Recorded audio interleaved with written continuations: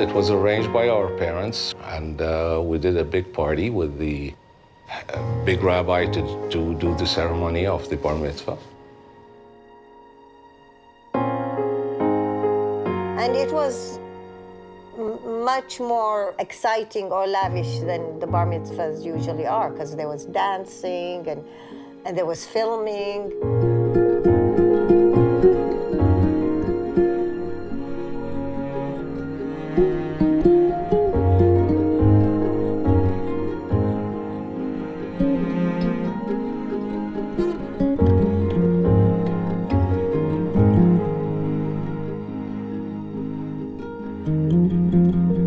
It was the core of the community.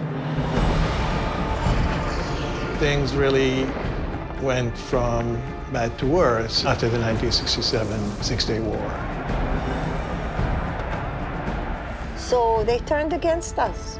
And that's when everything went upside down. Unfortunately, there were some atrocities as well, too.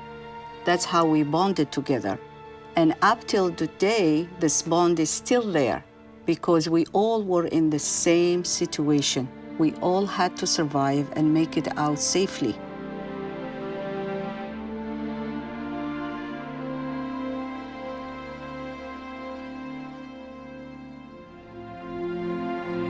The students, there must be more than 1,000 of us altogether now, spread out in the world. When we meet, we still care for each other. We still share that history, all of us together.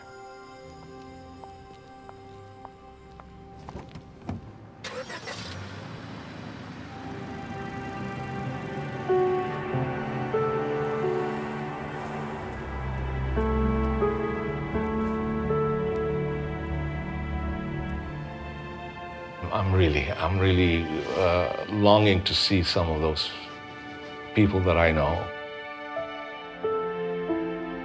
Some of them, got old or they're still young at heart. I don't know. I'm longing for that.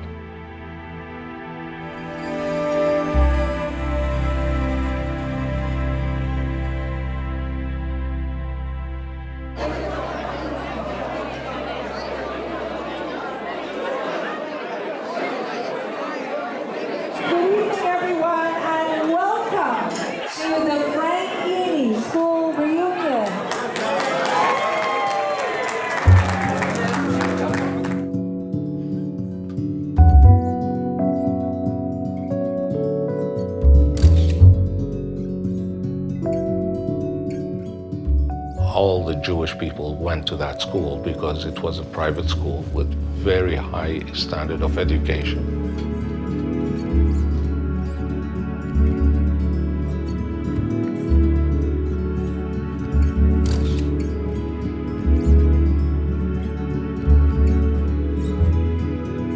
All the people who were prominent, who wanted their children to have the best upbringing in Iraq, would send their children to our school.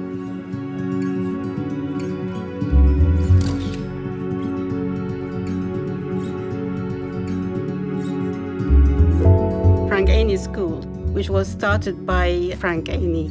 He started the school for the Jewish community, and every single Jewish boy and girl went there from the age of 3 or 4 until they graduated.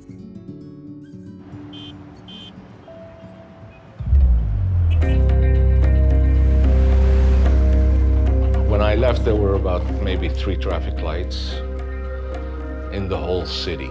It's a big city. There were a lot of streets were undone. It was dirt.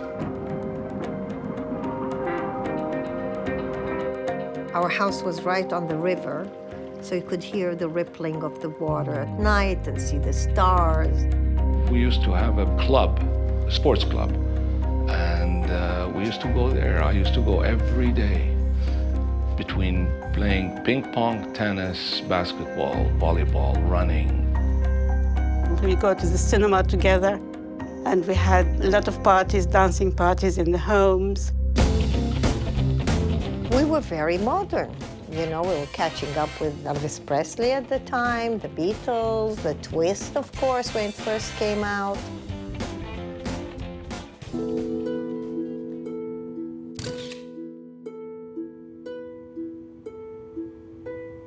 So my father is Abdullah Obadia, and he was the principal of the school until its closure somewhere around 1973. My father had, when he took over the school, had a vision. The objective was to prepare really a generation of Jewish students for education in the West. At age 5, we were in first grade. We learned the alphabet in Arabic, English, French, and Hebrew. Because I think they were very aware of how important education was.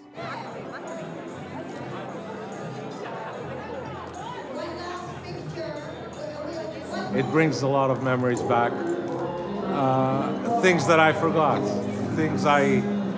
but I do recognize a few faces. She's here.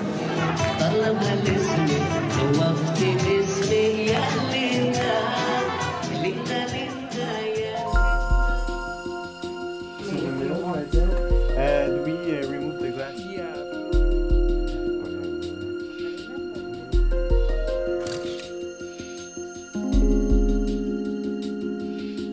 There was no encouragement, there were marks. You excel because you have to pass, and not just pass, but you make big marks. And it is harsh, I know it is harsh, but, you know, they made it. I'm sure everybody told you that. Very strict, very. You did something bad, you have to open your hands and get a stick on it, a ruler, but not on the flat part, on the sharp part.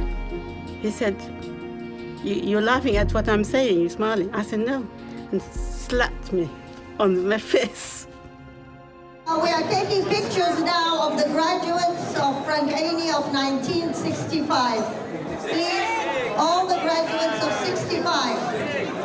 66? Sorry, 66. The school gave us a sense of normalcy in an environment that is hardly normal. We were in a way protected, and we did not realize that, you know, how protected we are. Arab governments, led and directed by President Nasser, methodically prepared and mounted an aggressive assault designed to bring about Israel's immediate and total destruction.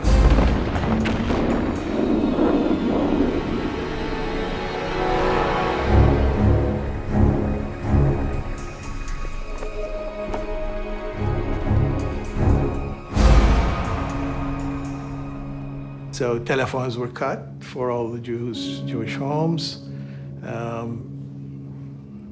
Jews were expelled from positions with government or quasi-government agencies. People were kicked out of their jobs. They were too proud to say they had no money. They started to have trouble with food. So some kids fainted at school from hunger. After '67, there were more consistent harassments, if you like. You know, local kids, neighborhoods that, you know, reacting to anti-Jewish propaganda. So life was getting a little difficult for the Jewish kids after '67.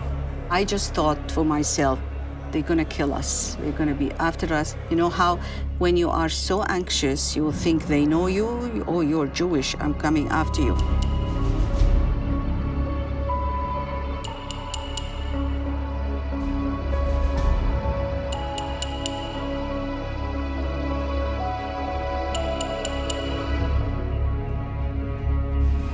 The situation started to get worse and worse and worse. They killed some men and hanged them in the square, and millions came and cheered.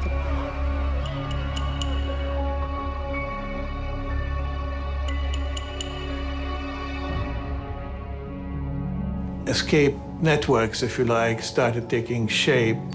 Jewish families were able to use some of these networks to escape. Of course, the student population started decreasing noticeably in the classes. So, every day, every week you come in and 2 or 3 students are not showing up. I graduated from university, there's no jobs, there's nothing to do. So we were really desperate, waiting for the day to leave. I escaped through Kurdistan with a family that accepted to take me because I was definitely leaving alone without my parents. And really, honestly, I didn't know if I would ever see them again. We had to wear the black veil to pretend that we're Muslims, but we were wearing miniskirts underneath. We drove for 4 hours, from midnight until 4. And the driver was telling us, if you see anybody with a gun, you must duck. It's like, what's going to happen to us?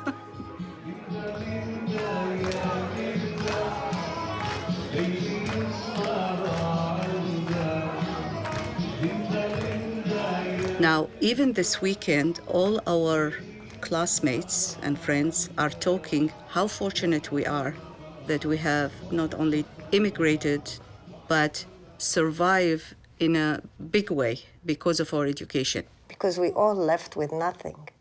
And had it not been for our education, we would not have been able to advance in life.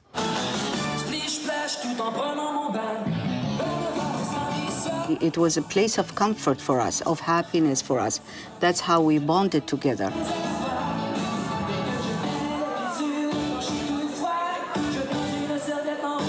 It seems like it's like family, like we're, a big family. And the more time passes, the more you realize how precious this was.